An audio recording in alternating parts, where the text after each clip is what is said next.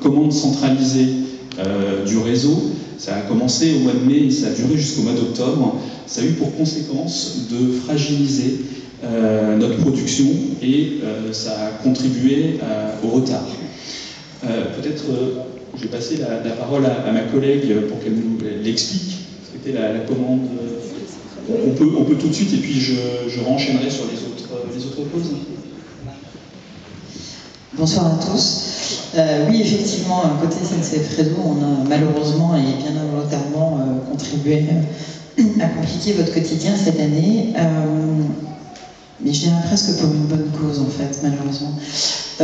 On a mis en service le centre circulation sud-lyonnais, donc le CCSL, qui est la 4e étape de ce qu'on appelle le programme de commande centralisée du réseau. La commande centralisée du réseau, le principe, c'est de regrouper la gestion des circulations, donc les postes d'aiguillage, en une grande tour de contrôle, enfin plusieurs grandes tours de contrôle, mais en l'occurrence pour cette 4e étape qui est le sud-lyonnais, on a regroupé 8 postes d'aiguillage, donc dans cette CCSL.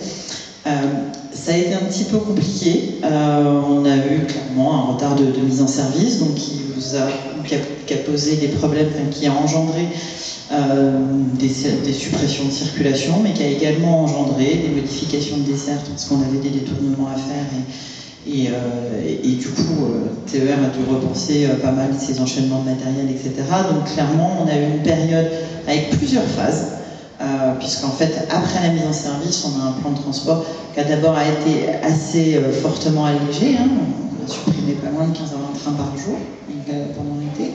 Et puis le plan de transport est remonté au fur et à mesure que toutes les fonctionnalités de ce nouvel outil étaient mises en service et que sa montée en charge est devenue